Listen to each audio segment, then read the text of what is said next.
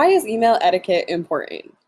First, we interact more and more with the written word all the time. This is especially important as so much of our lives have moved online recently. Second, without immediate feedback from the reader, it's easy to be misunderstood. So when you're having a conversation with someone, if they don't get it, they'll be like, huh? What? Can you repeat that? With an email, you can do that, but it's far less convenient. It's much easier if you're just straight to the point and clear with your information right from the get-go. Third, email is still a formal correspondence, which means it is important not to treat it like texting or other forms of informal correspondence. Fourth, it is often the main form of communication with schools, universities, and workplaces. All three of these examples are places where you're going to want to present yourself in the absolute best light. So having great email etiquette is a big part of that. Here's a nice little comic to get us started thinking about emails. The guy says, "Dude, why haven't you answered my email?" Box 2. "Your message was so poorly written that I didn't understand it and I didn't dare to start a dialogue." Next one. "Maybe I should have a talk with your boss." And then the guy says, "Maybe you should email him." Clearly, having a well-written email is really important for your appearance and your interactions, both in the workplace and as a student. So let's talk through a few concepts today to make sure that you have well-written emails. I'm going to try to timestamp all of the headers for this below, so if there's a concept you need to go back to, that'll be a really easy way to do so. First, the parts of an email. So you have the to line. So this is who the email goes to. So if you're sending me an email as your teacher, it would be my first initial, last name. Second, you have the CC spot. CC stands for carbon copy. If you CC someone in an email, this means that they will get a copy of whatever email you were sending, and the person you are sending it to will also see that email. Next, we have blind carbon copy, or BCC. What this means is that the person you are sending the email to will not see who also got a copy of the email. This is important if you're dealing with confidential information. Next down, we have the subject area. We're going to talk a lot about writing great subjects, but it's important to make sure your subject is clear, that it exists, and it pertains to the content of the email. Finally, you'll have your signature. Often the signature is just a person's name, but in professional settings, it can be the person's name plus their contact information and their position.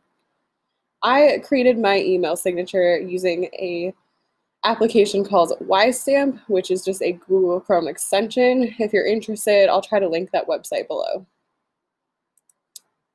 So the subject line. The subject line should be meaningful. So it should pertain directly to the content of the email. So whatever it is you're talking about, it should be very clear what it is from that subject line. It should also be appropriate because anyone can look at the subject, even if the recipient chooses not to open the message. If something is confidential, it's important to note that in the subject of the email. So, for example, confidential, sale numbers for October. This way, the person sees that this email is a confidential email, but they still have an idea of the content so that they understand what the email pertains to. If you have many subjects to an email, consider writing more than one email so that the information stays clear and you have two different chains of communication for two very different subjects. All right, so the next thing we're going to talk about is tone. It's important when you're sending an email that you write in a positive tone, especially when you're emailing a teacher, professor, or boss and you're asking them for something. So, for example, say, "when I complete the assignment" versus "if I complete the assignment." Avoid using negative words when possible. Words that begin with "on," "non," or "x" and end with "less." Use smiles, winks, and other graphic symbols only when appropriate. It's important to differentiate. If you know the recipient pretty well, it's probably okay. But if you don't, and this is a professional context, I would just try to avoid those. Use contractions to add a friendly tone. So even though you don't want to use text speak in an email, it's okay to say don't instead of do not, or isn't instead of is not. This contributes to a generally friendly and casual tone. And then make sure you're using things like please and thank you, especially if you're requesting something of a person. Content. It's really important to check your grammar and spelling. This not only represents you well, but makes sure that you're not writing anything confusing in your email. If you remember back at the beginning, you want your emails to be clear from the start so that there's not a lot of back and forth or confusion on the end of your recipient. Use proper structure and layout. We will take a look at how to format an email towards the end here. Be efficient. So emails that get to the point are much more effective. Try not to have a lot of extra information that you don't need to get your point across.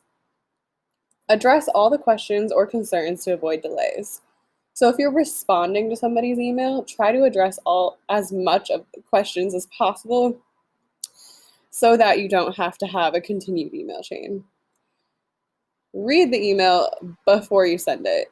This kind of goes along with check your grammar and spelling, but a lot of people make this mistake, and so they have a little error in there. And I'm not saying that I never have, but it's important to try your best to proofread anything you're sending in an email.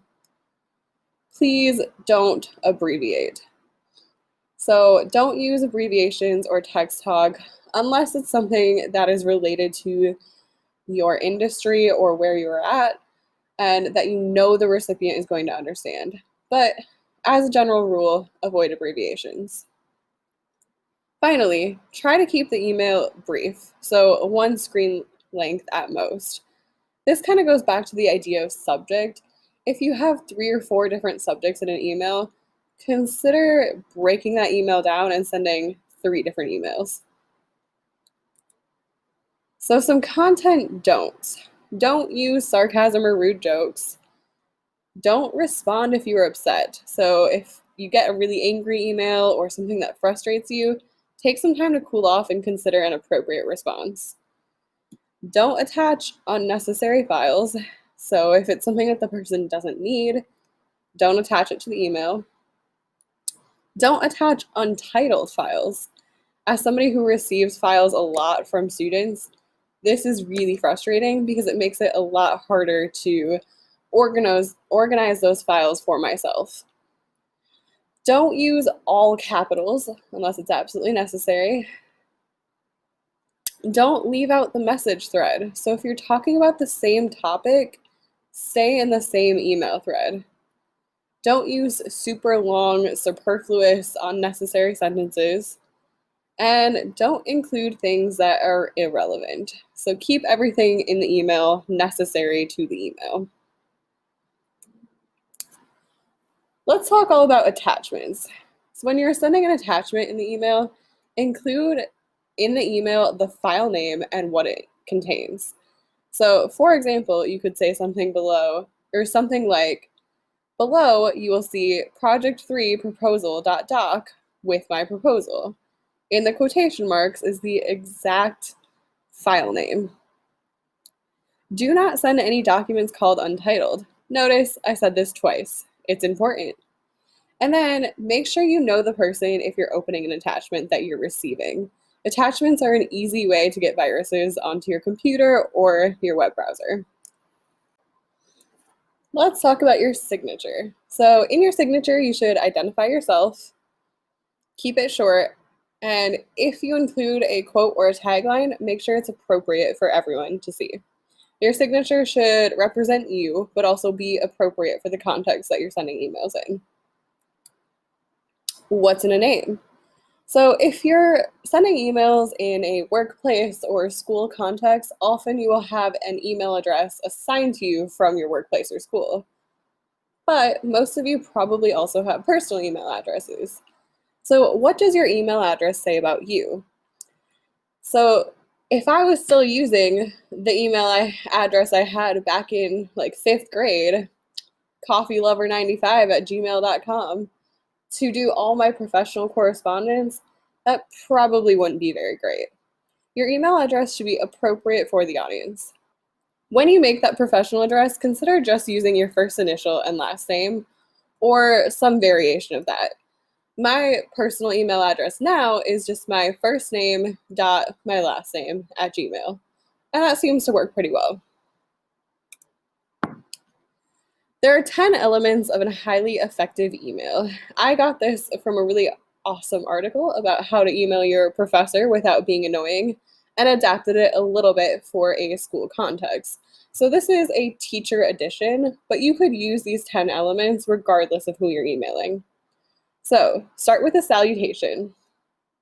Second, include the honorific of the person you're emailing to.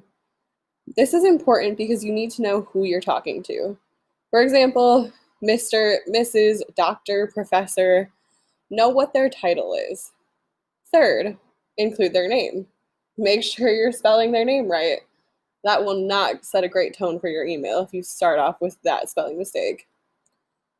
Fourth, include some sort of meaningless nicety. For example, hope you're enjoying the beautiful weather. This establishes a common humanity and just sets off a nice, friendly tone for the email. Fifth, reminder of how they know you. So, for example, I'm in your creative writing class. This might seem unnecessary for a particularly small class, but it's still really helpful for teachers, professors, or bosses who are getting a ton of emails every day.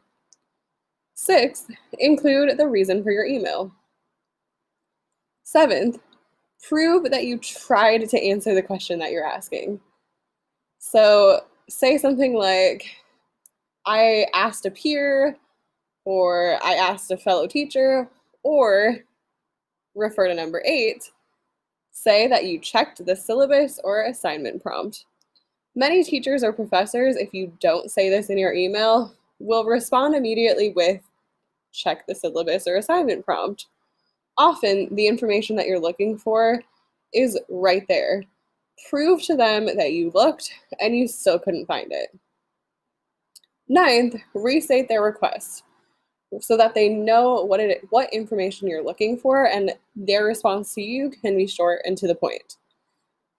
Finally, 10th, include some sort of sign-off, like thank you, all the best, see you in class. We're going to practice these 10 elements of a highly effective email in action. It might seem really complicated, but using these 10 easy elements will really up your communication game.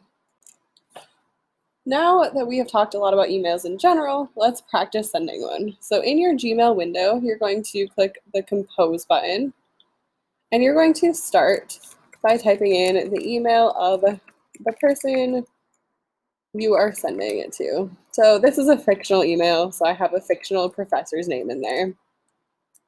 And I am going to put, need help on final essay. And if we go back to those 10 elements of a highly effective email, we're going to start with a salutation. So in this case, I'm going to say, dear, he is a professor, so professor, and then Brins, dear Professor Brins. Then I'm going to have some sort of meaningless nicety. So I hope you are doing well. Now I'm going to remind him how he knows me. So I am in your history of, let's capitalize the class, history of magic class. And I am really struggling with a topic for the final essay. Now you're going to prove that you have tried to figure this out on your own. So I'm going to say, I have brainstormed with a classmate read through the assignment prompt, and consulted your syllabus.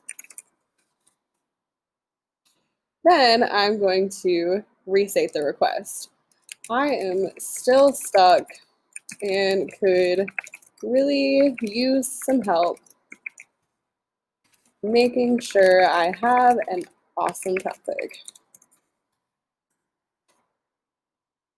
Now I'm going to have some sort of closing. Thanks in advance for your assistance. And I'll have my name, Miss Prestholt. There you go. That would be an example of an effective email. If you have any questions or need to go back and look at anything, remember that you can rewind the video and take a look at any of the other topics. Good luck writing an email and have fun upping your communication game. Have a great day.